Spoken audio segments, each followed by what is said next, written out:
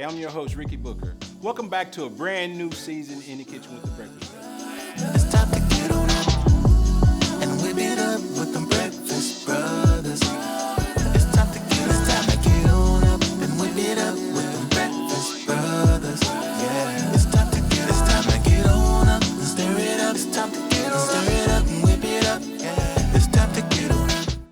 Welcome back to a brand new episode in the Kitchen with the Breakfast Brothers. I'm your host, Ricky Booker. There are so many things in the world that brings us together. Good food, little conversation does it every time. And in the Kitchen with the Breakfast Brothers, we love feeding these guys soul. And today's guest, I got two of them. This is a special show, special episode. One of the guys, he's the executive director for the North Texas region of the Texas Restaurant Association. Also, he serves on the board as a chairperson of the Greater Dallas chapter of Texas Restaurant Association. Let's give a warm welcome for Mr. Corey Mobley and Mr. Steve, I always mess this up, Deshazo. Close, Deshazo. There you go. I can mess up some names, man. Hey, that's from all right. Oklahoma, I'm a little country. Tongue sometimes, twister. but that's all right. Once again, I want to tell y'all, these two gentlemen are with the Texas Restaurant Association. Steve, I'm gonna start with you. Tell me a little bit, how long have the Texas Restaurant Association been around? TRA has been around for about 86 years. Is that right? And we just celebrated our 5th anniversary. 85 years. Originally founded at the State Fair of Texas, right here in Dallas. A group of restaurateurs who recognized that they needed to band together basically for collective bargaining so that they could represent the restaurant industry as it grew.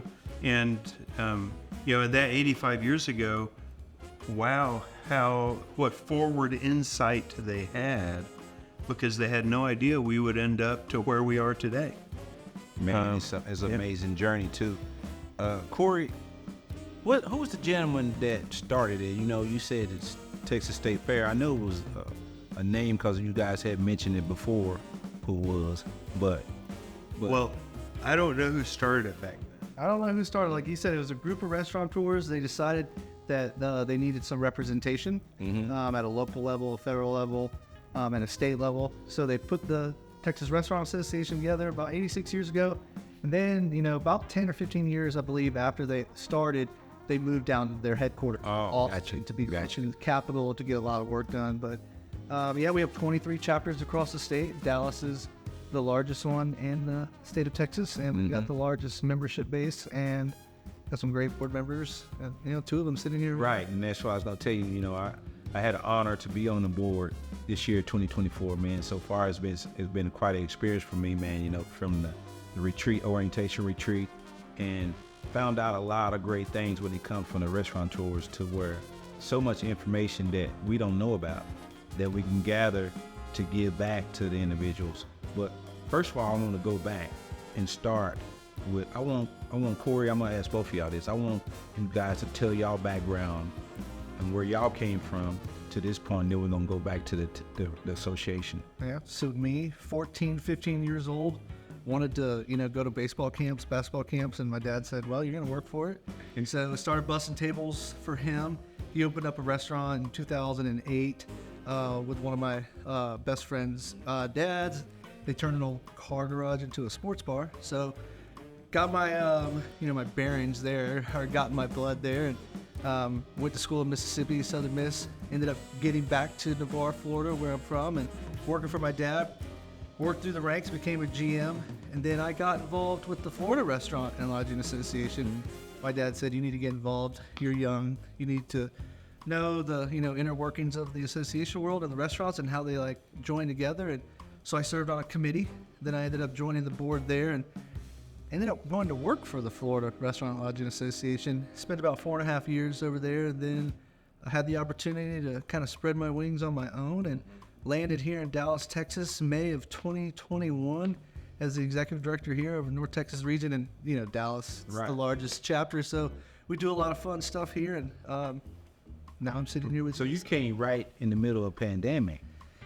Yeah. Fast forward with kind of slowing down. I mean, what pandemic was St. Patrick's Day of 2020. Right. So 2021 of May, it was about 14, 15 months down the road.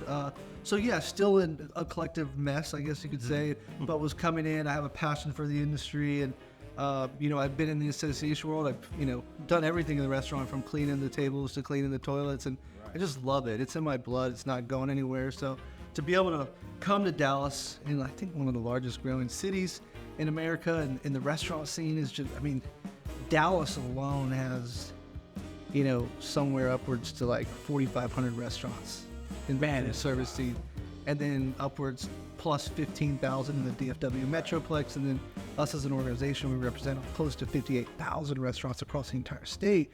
For me, it's what phone call am I going to get today? What headache am I going to help hopefully solve, or what am I going to do to be there for someone? Mm-hmm. So yeah, I love it. It's a lot of things that I've learned. That at first, getting into this, I was wrapping my mind around it because I was like, man, politics. When I was a younger kid in Oklahoma City, I had got involved with politics. City councilman.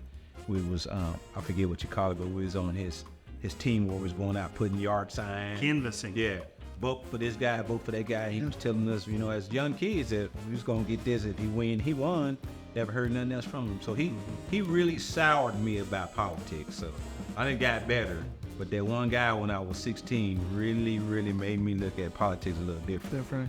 Yeah. Now you're in business. I'm sure you Now think I'm in about it a business little bit differently now. Yeah, a lot different. But to be a part of the association, to understand some of the things that every restaurateur go through. Now I'm learning how to adjust and be a part of a board and committees that help others the same as they don't help me. So, Steve, tell a little bit of your background. Well, I'm going to segue a little bit off of what Corey said because, Corey came to Dallas at just the right time. And he has done a fantastic job leading our organization for the last 3 years. I started working in the restaurant business. I was 15 years old, breading onion rings, making pico de gallo and guacamole. That's what I did all summer long. And now, fast forward, I've been on this board. This is my 21st year on this board of directors of the Dallas Restaurant Association. And we are the Greater Dallas chapter of the Texas Restaurant Association. And like Corey said, we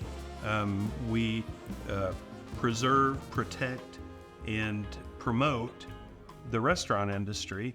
58,000 restaurants across the state of Texas and about 1.3 million employees.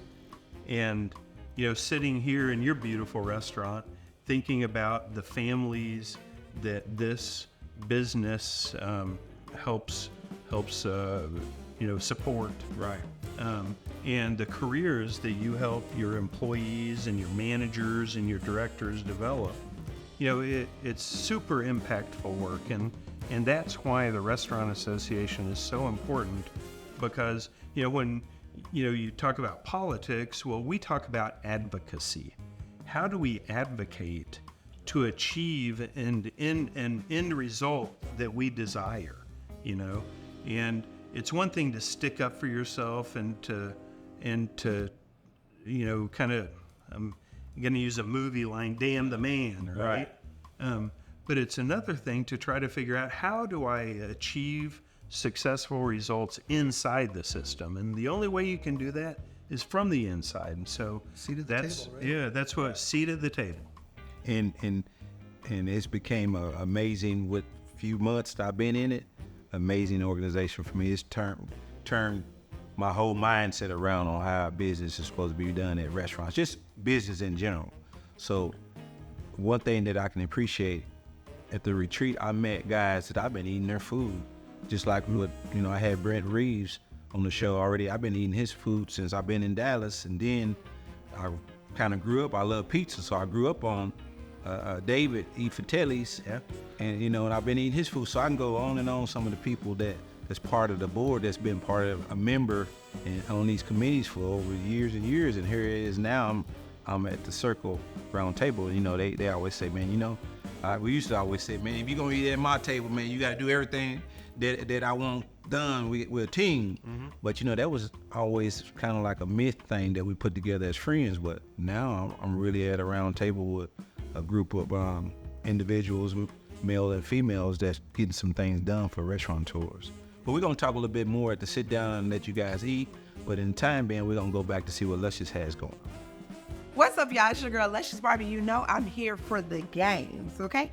And I'm sitting here with Steve Deshazo. I said it right. I'm a little nervous. You said it exactly right. Okay. It's the name that always, that's a part of the game, okay? But Breakfast Brothers, if you don't know, that the whole restaurant theme is Celebrity Brothers. It's like everything on the wall, but you can't look now because the timer starts, right? Let's get a timer. And when the timer starts, do you know what you have to do? 30 seconds is going to be on the clock, and no pressure. You just have to give me as many brothers that you can name Celebrity Brothers. That's no pressure at all. And also no pressure.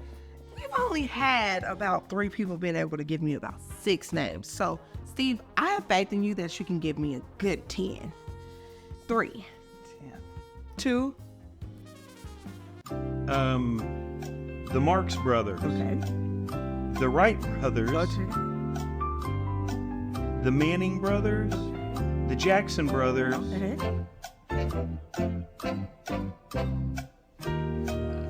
I want to look at the pictures on the wall. Don't look.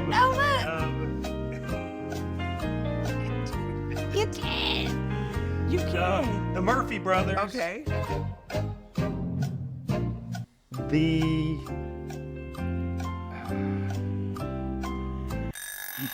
You were so close, Steve.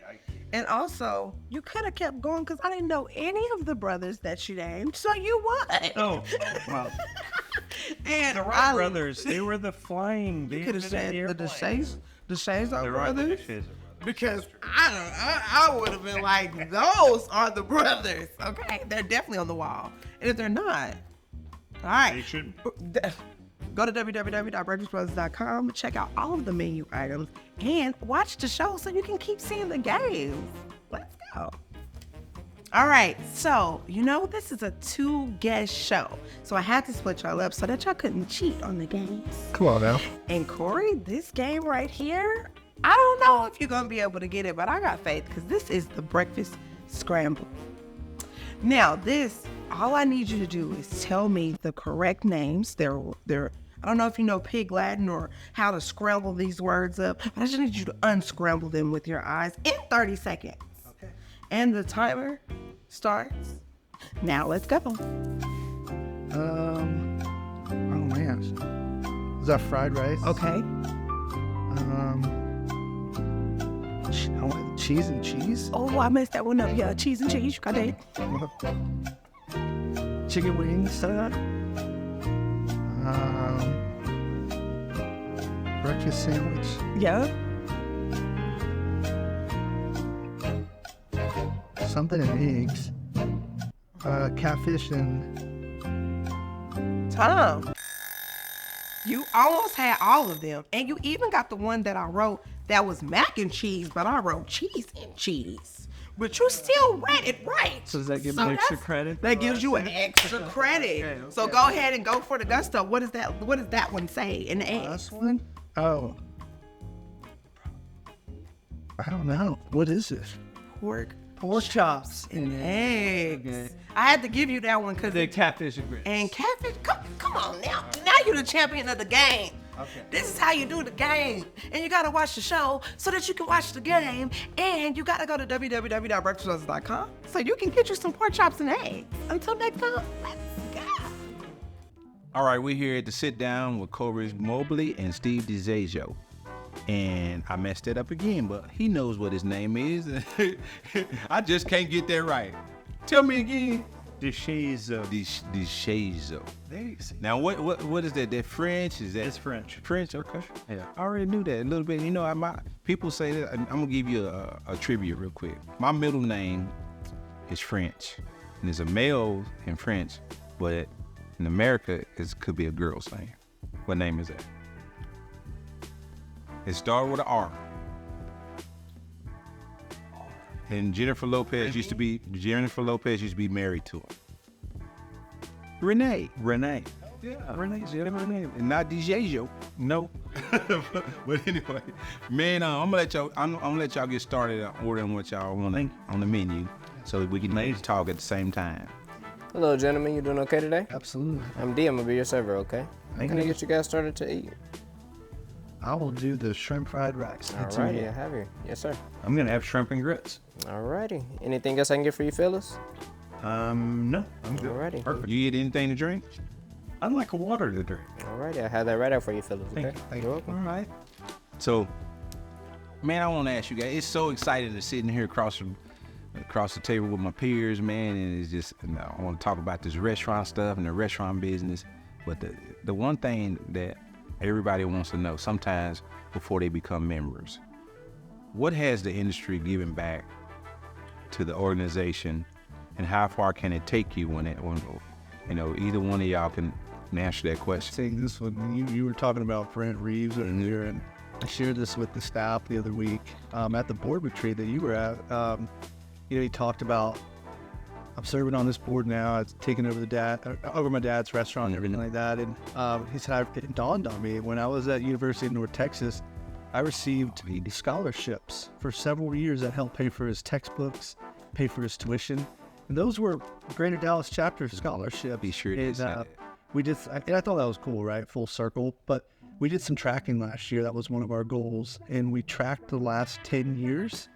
And we realized that we had $474,000 worth of scholarships that have been awarded to whether it be seniors graduating and going into hospitality industry or culinary industry, whether they're going to Hyde Park at Culinary Institute of America or studying hospitality at UNT or University of Houston, all across states, borders, everything like that. Like almost $500,000 on Man, decade. that's incredible. One chapter.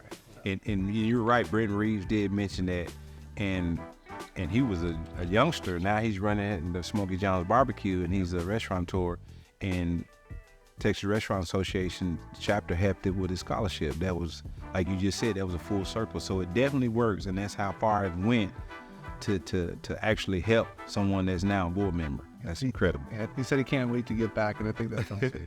That is big.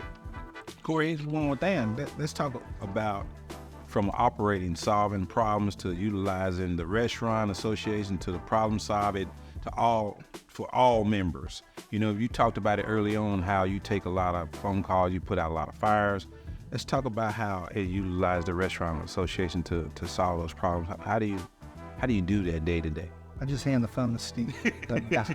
No, every day is different. You never know what phone call is going to come in, but for you, for example, Phyllis. awesome. Delicious. Thank you. Well, delicious. Oh my goodness. You enjoy. Thank you, sir. Whether it's solving labor issues, the Texas Restaurant Association, we have a plethora of partner benefits that our members have access to, whether it's with workers' comp or Texas Mutual or hiring in the AI recruitment space with Paradox. I mean, there's something that you can tap into, and if you don't have it, that's right on hand. We usually have a member that can figure out how to help. Like, for example, with Jeffrey Yarbrough, he's got some insights on how to help down in Houston with you guys. I mean, there's just friends in low places. Right. And I found that out as well as meeting everyone. You said something that the AI, in a lot of restaurants, even all the food conferences in the last 2 years, when I first seen it, you had the robots there. Now more and more you go, you had the robots. And just recently I seen an ad, I think it was Palestine, California. They've got a full-blown restaurant serviced by all AI. Cheeseburger spot. I think there's one here in Fort Worth too, at McDonald's or Arlington. I think they put up a all fully automated McDonald's, Whataburgers down in Austin, where they put the meals into the little lockers and. Yeah, that's kind of like our Breakfast Brothers Express, but this is where I'm at with that. How with all the reviews, the Google reviews, people complaining, just having that 1% that always you just can't please them. Who they gonna complain to now? A robot ain't gonna listen. I guess. Maybe you're gonna take more calls when it comes to the Texas Restaurant Association putting out a fire for a robot, but hey, it's an interesting thing. You know, we laugh about it, but the world is going to where people ain't gonna have no jobs. If you're the restaurateur and you own that and you got your whole AI, maybe you figured out the solution to be profitable without having human bodies and dealing with different personalities. You know, it is what it is, where it is, but I think I must stick with what my plan is and keep with the human bodies, cause Yeah, it's all about guest experience. That's what this industry is, right? You come in to dine in and have a good experience, leave a tip, and enjoy yourself. Right. If you want to do it yourself, you right. Steve, I got this one for you. Man, cultivating the future when it comes to workforce. ProStart, college scholarships, etc. We talked a little bit with Corey, had mentioned the scholarship with Brent Reeves. Just, I know this your expertise when it comes to that. Let's talk a little bit about the workforce part of it. And when it comes to ProStart and how that started and that part of it. Yeah. Well, you know, I mean, when, you know, we can't really have this workforce conversation without acknowledging the influence that AI and automation is going to have on our industry. But what's important to understand is that these young students need to be trained high-need workplace skills. And many of those skills are just what we used to call soft skills, and now they're the most important skills we can have, and that is how to communicate and work with a team to work together to accomplish end result. You know, and that in restaurants, that is delivering high quality service to the table, making sure that the food quality is excellent, that there's a high level of service, and that we exceed expectations for our guests. And so when we're talking about training the future workforce, you know, making sure that they understand context for the industry, because the restaurant industry is massive. There are many different segments of the restaurant industry or the food service industry. It's not always in restaurants. Lots of times it's in commercial food service. Right. You know, all the institutional dining, schools, corporate dining, private dining. And also I believe that there's going to be this increasing gap between restaurants that are 100% served with humans and then restaurants that are automated.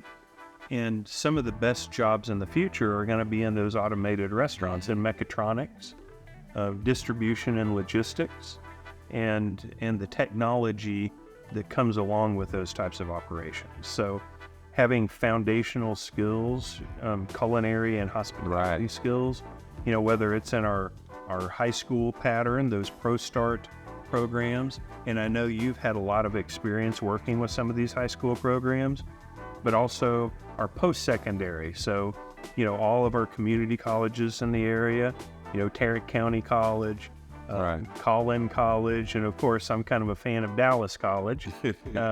But, you know, we all play a part in it, and it's a huge ecosystem. And the one thing is about that's important to me, I didn't know how the high school student had the culinary department and all these children that want to be chefs until I got in on that part of it. And because I say this, I'm a big sports fan. I love football, basketball, baseball, all platforms. And I got to looking, there's so much more to create these departments. And Texas Restaurant Association has started with the ProStart and having these big competitions like ones coming up in Waco. And these are all kids, and some of the food that they cook and that you eat from is actually good. 5-star chefs is not. Sometimes you look at these beautiful plates and the placement and all that, the food's terrible. But these kids are actually getting the placement, the visual, and the food is actually good. And actually I got 2 or 3 competitions I'm getting ready to judge coming up. But with that background, what y'all doing for these kids and giving out the scholarships is amazing. Let's talk about some of the events that you got coming up. And also, we just finished an event that Breakfast Brothers was part of. It was a design that's called Food and Fashion. It was amazing. I loved it. It was something that I can't wait till next year. It was amazing and to experience that. So, viewers, I want y'all to know something. Next year, 2025, remember this, food and fashion, you know, I've never seen people have a runway where they design a complete outfit with food. Yeah. And it looks just like clothing. So Yeah, you know, we do it every February, and you know, it's one of our best events every year. It's a crossover event. You know, a lot of our restaurant association events are kind of focused on the restaurant industry, but food and fashion, we attract people from all over the place. And just like you said, you know, last week's event was incredible, and next year's event is going to be even better. Yep. Corey, let's talk about some of the other events that's coming up. I know the Kentucky Derby Party, the annual golf tournament, all the events.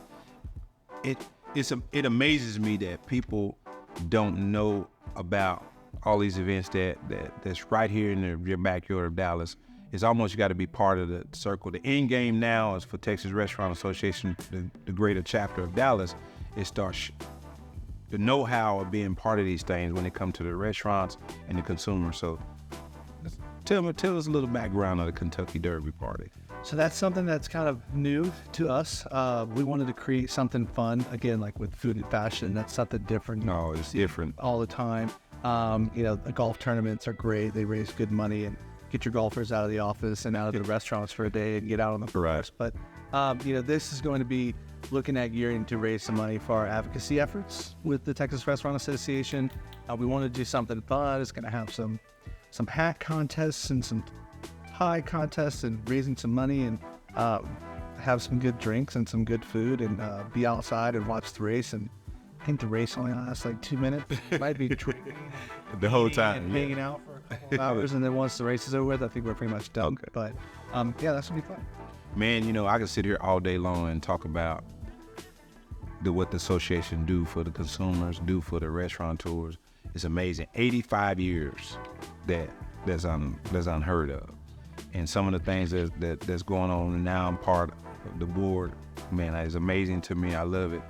Corey, Steve, man, I appreciate you guys voting me in, being part of the association for 2024. There's big things coming along for 2024, and we're gonna have great things and great events coming. But if we have someone now or just anyone that want to become a member, tell those guys how they can become a member of the board and be part of the greater Dallas chapter. Reach out to our office. We have 2 amazing staff members where you can get in touch with myself. Go to www.txrestaurant.org and go to find a chapter and go look for Greater Dallas or the North Texas office. Give us a call. Let us know how we can help. Yeah, and I'm going to give a shameless plug. Go ahead. And that is our Dallas College Bits and Bites event on April 21st at the Dallas Arboretum. Go to dallascollege.edu/bitsandbites to buy tickets to support our students, the workforce development work that we do, and of course always in partnership with the Texas Restaurant Association. And once again, man, I enjoy having you guys on the show. We're going to be able to talk more. We're going to do this some more. We're going to continue pushing out the information for the Greater Dallas chapter for the Texas Restaurant Association. But in the time being, if you see something today that you love off the menu, please join us each and every Saturday at 10:30 a.m. CW33 in Dallas, CW39 in Houston, and also CW43 Oklahoma City. I'm your host, Ricky Booker. Join us next week. Thank you.